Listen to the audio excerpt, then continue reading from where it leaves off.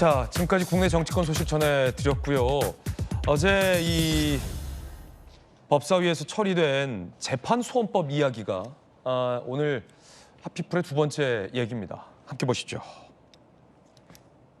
사심제라 우기지 마시고 기본권을 침해한다는 소리 듣지 마시고 실제 기본권을 침해했을 때는 해당 본인들의 신청에 의해서 재판소원으로 구제받을 수 있도록 하는 것이 더 솔직하지 않겠습니까?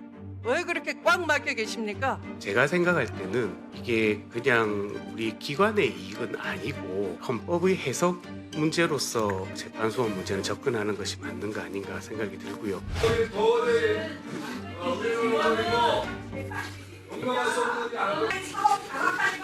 성열 재판소 한다는 100%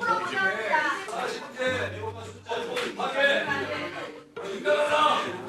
제71 거수 표결로 진행하겠습니다. 찬성하는 위원님은 손을 들어주시기 바랍니다.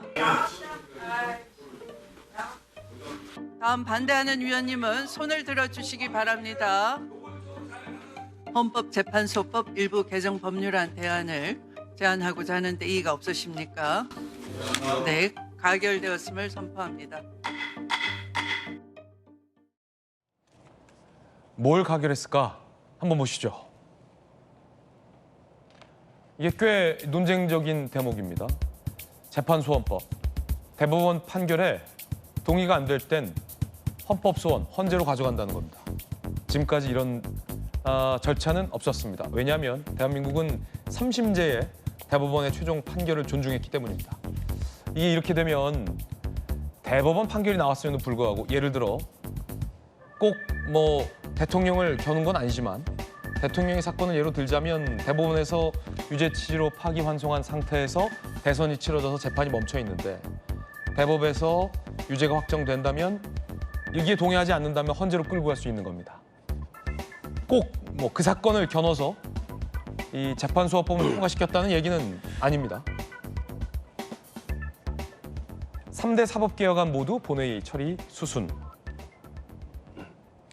그러자 야당은 당연히 반발했고요.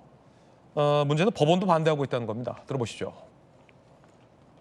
소장님, 대법원에서는 명백한 위헌이라는 의견 내신 거 맞습니까? 예, 저희는 위헌이라는 입장입니다. 101조 규정에 따르면 헌재의 관장 사무 외의 모든 사법 업무는 대법원을 위시한 사법부가 행사하도록 되어 있는 법원의 판결에 대해서 헌법재판소가 다시 판단을 하게 되는 것은 사심이 됩니다.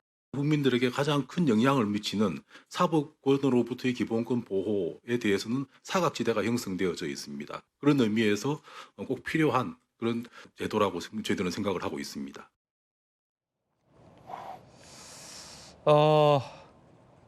대법과 헌재의 입장 차이도 있죠. 헌재는 반기는 분위기.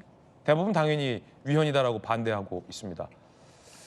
4심제, 초유의 4심제가 현실화됐다라는 이야기인데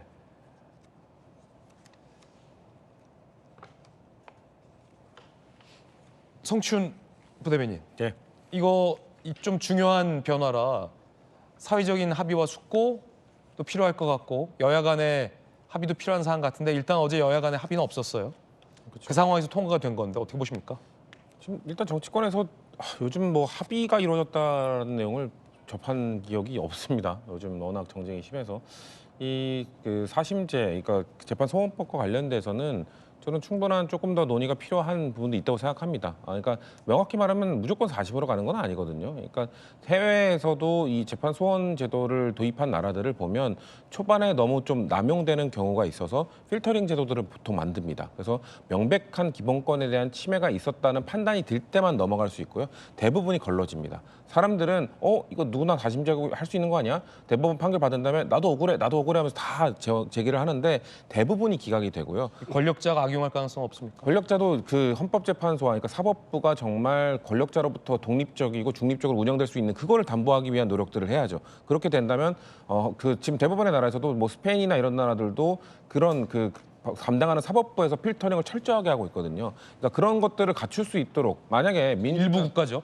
사심제도 유사 사심제도를 운영하는 국가는 일부 국가고 그렇죠. 맞습니다. 대부분의 국가는 삼심제예요. 그리고 그렇게 필터링 제도를 한다고 해서 무조건 이게 유효한 방어 장치로서 작동한다는 것도 보장할 수는 없긴 합니다. 그렇기 때문에 이거에 대해서는 좀 더 심도 깊은 논의도 좀 필요하다고 생각하는데요.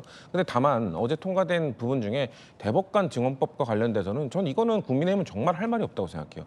대한민국 정치권에서 대법관 증언법을 당론으로서 뭔가 당에서 당의 특별위원회나 이런 데서 대법관 증언해야 된다고 얘기를 했던 최초가 2010년 한나라당입니다. 한나라당이 이명박 정부 때는 대법관 증언 거의 숫자도 비슷해요. 그 당시에도 한 14명에서 26명 비슷한 수치로 늘리자고 했었거든요. 그때는 이명박 정부였거든요. 지금 얘기하는 게 국민의힘이 이렇게 되면 이재명 정부 때 22명을 임명할 수 있는 것 아니냐. 이재명 대통령의 입맛에 맞는 상 고르라는 거 아니냐. 그러면 그 당시에는 2010년에는 이명박 대통령의 입맛에 맞는 대법관 증언을 하려고 그 얘기를 했던 겁니까? 그거에 대해서 한나라당 사법개혁특별위원회에서 그 안을 냈던 거 아닙니까? 그때는 맞고 지금은 틀린 겁니까?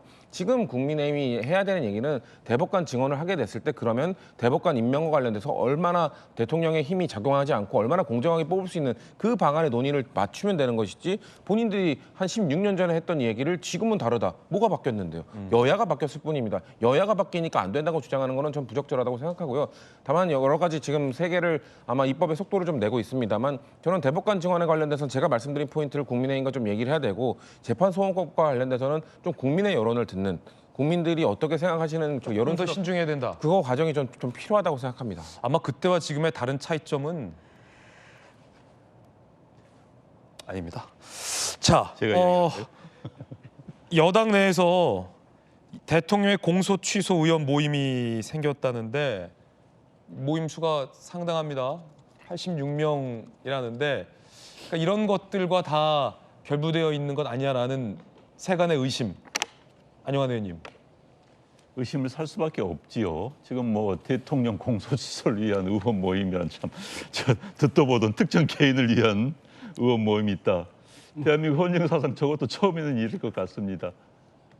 우리 성치은 부의장께서 말씀해 주셨지만은 그때 이명박 대통령은 사법과 관련된 리스크가 없었던 상황이고 지금 이제 대통령이 여러 법 위반으로 지금 사법 처리 과정에 있는 상황이죠. 그렇기 때문에 그런 의혹의 눈길을 받을 수밖에 없는 겁니다. 방금 현역 의원들이 국회에서 뭐 수십 명이 대통령 공소 취소를 취하를 위한 무슨 모임 만들어 이 정도 상황이기 때문에 대법관 증언에 대해서도 의혹의 눈길을 가는 거고요. 특히 이제 사심제는 참 문제입니다. 대한민국 헌법은 분명히 대법원이 최고의 사법기관을 규정을 하고 있습니다. 그런데 이제 우리 현재 여당에서 많이 참고를 한 것이 독일이거든요. 독일은 헌재를 최고 사법기관으로 하고 있기 때문에 우리하고 다른 시스템입니다. 독일 헌법은요. 게다가 이제 사심제를 실질적으로 사심제 되는 게 지금도 우리나라 대법원은 법리심입니다. 그럼에도 불구하고 법리에는 안 됨에도 불구하고 사실관계를 가지고 대법원 끌고 올라가는 경우가 굉장히 많아요. 그러니까 대법원에서 취하가 되는 것이죠. 그런데 마찬가지로 인권과 관련된 게 참 애매한 표현입니다. 모든 피고인들이 내 인권이 침해된 부분이 있어 이런 부분에서는 검찰 수사 과정에서라든지 이런 식으로 주장하면 실질적인 사심자가 될 수밖에 없는 겁니다. 필터링을 한다 하더라도 필터링을 하는 과정까지 벌써 사심이 올라간 거 아니겠습니까? 상당한 많은 피고인들에게 희망 고문을 주는 것이고요. 국가 자원의 낭비가 되는 것이고요. 게다가 저는 사심자를 통해서 많은 국민들이 또 다른 고통을 겪게 될 가능성이 높습니다. 그렇기 때문에 저는 이 부분은 정말 국민들의 수기 과정을 거쳐서 더 많은 토론을 거치면서 결정을 해야 될 문제가 아닌가 싶습니다. 서로 다른 두 분의 의견도 전해드렸습니다. 여러분 어떻게 생각하십니까?